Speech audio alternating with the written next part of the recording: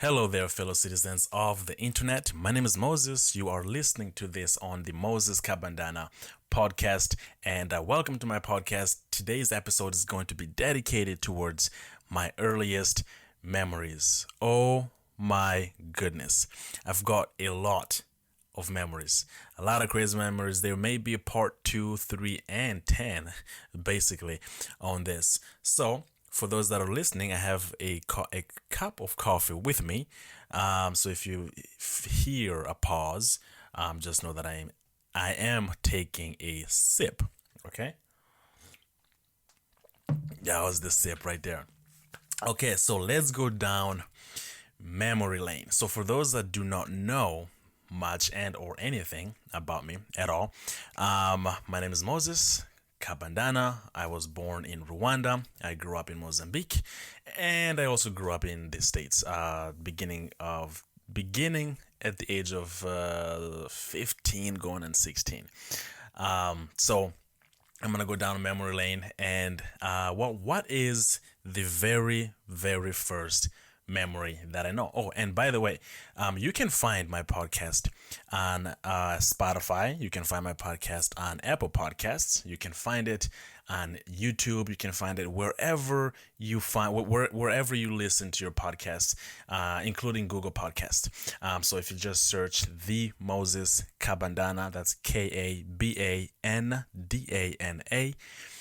Podcast, anywhere you get your podcast, there you will find my podcast. And if you can share this episode with anyone, that would be amazing. Okay, so very first memory that I have, the earliest memory that I've got in my head goes way back to before I even really knew anything about anything, really. I had to confirm this with my older brother. The earliest memory that I have is me eating some really slimy stuff. Yeah, I know. I remember it was in the woods, and it's dark, and I'm munching on some infinitely chewable slimy thingy. Now, like I said, later on, I found out. I mean, I asked my older brother, what was it that we were munching on? To his surprise, he was like, "How do you even know about this? How do you even remember this? This is redonkulous." And it just happened to be that we were munching on some monkey meat. Now, what kind of monkey? I have no idea. I don't think he knows either. We're about five years apart.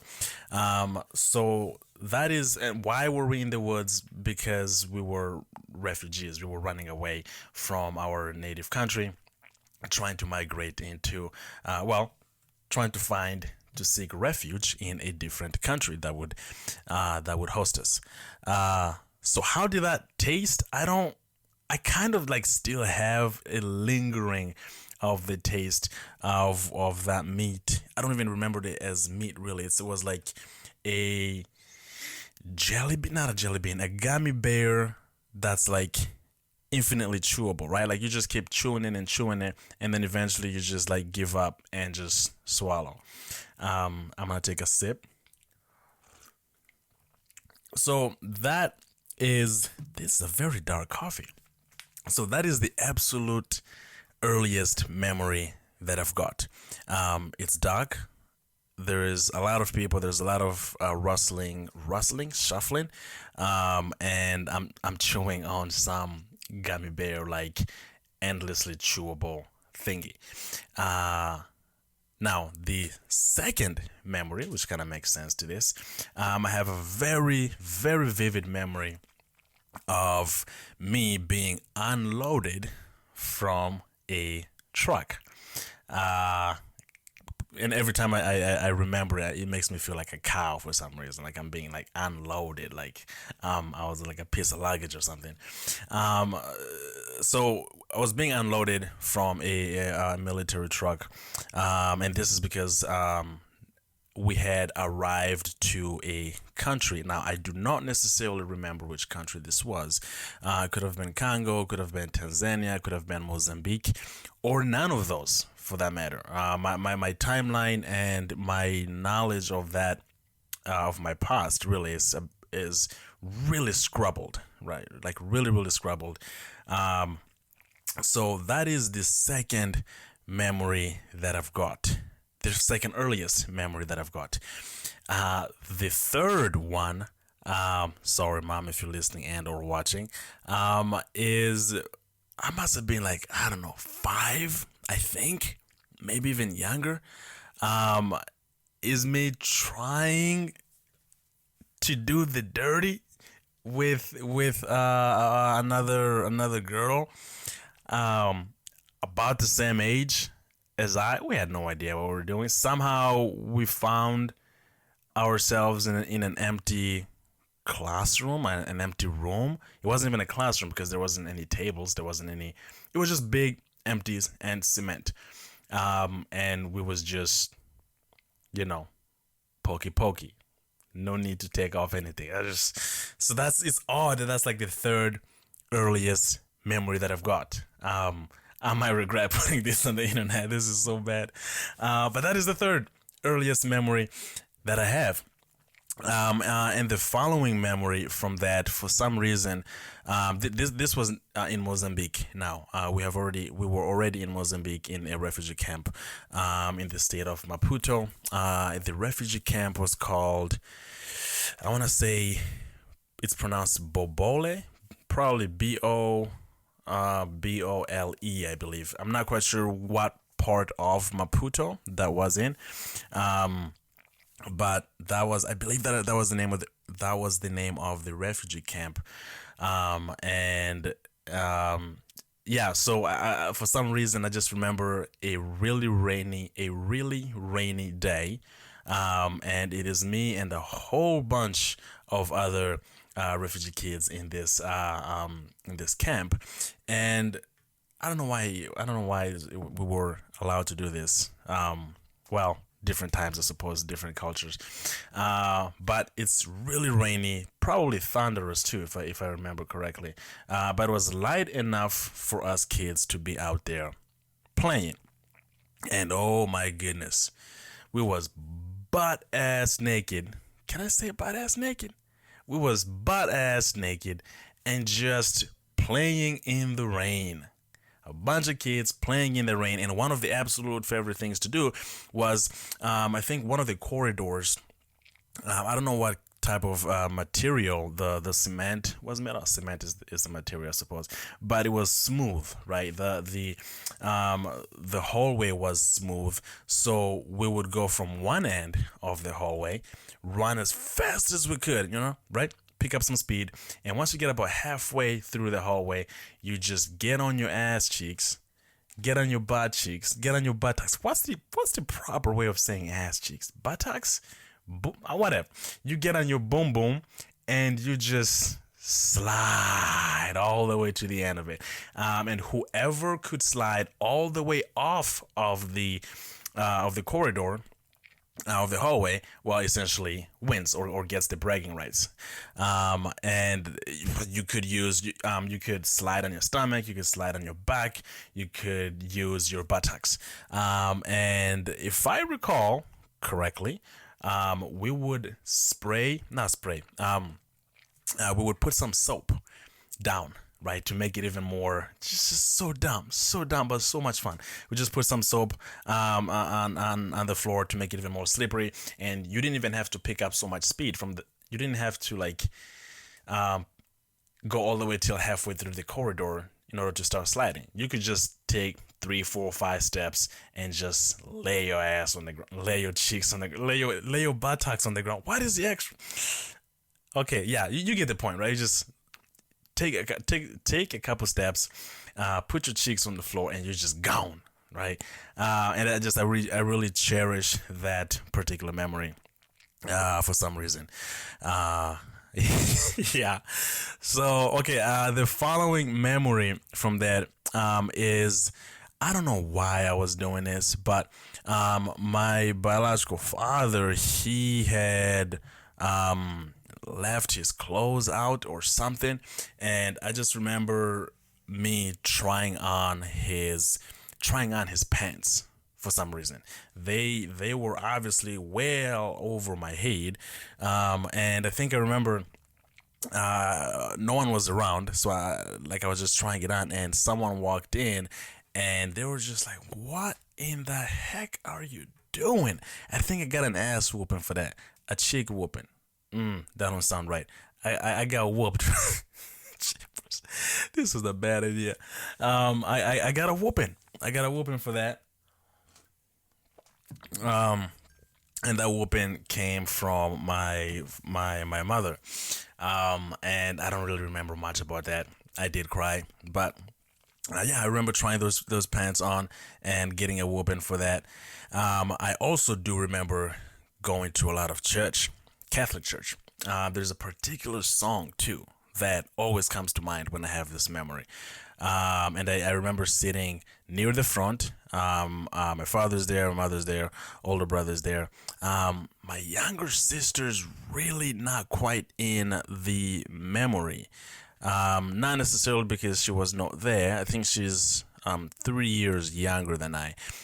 It's probably because I have such a bad memory. It's nuts. It makes no sense. Or she was just way too young that I just she wasn't around much. So yeah, that is, what is that, fourth, fifth earliest memory, sixth earliest memory. Now, oh, another one following that, literally another memory following that. Now, it does not mean that these events are in chronological order. This is how my memory is putting them in this order. It's not necessary. I cannot necessarily validate, right, the chronological order of these events. So the following memory from that is I am on a public bus. This is probably the first public bus I've ever taken, or the earliest memory of me taking any form of public transportation. I am in a bus, and my father and I are standing, presumably because all the chairs are gone, all the seats are gone. And I'm munching on a gum, right? I'm chewing on a gum, and I must have like chewed the wrong way or something, or something happened, and the gum fell out of my mouth and hit the floor. Oh, I just took a sip. And well, as any youngster would do, you reach for it, right? You hit the floor. I reached for it, and I can never forget this. For some reason, it is ingrained in at this point, it's ingrained in my DNA. My kids might even have a memory of this, even though it's not of their own. But I do remember looking up and my father saying, "Never, ever, ever pick a gum off the floor."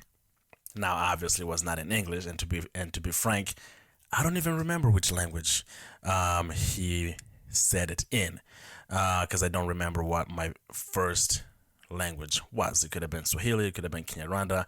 I really do not know. Did I know Portuguese at this point? I'm not sure if I knew Portuguese at this point.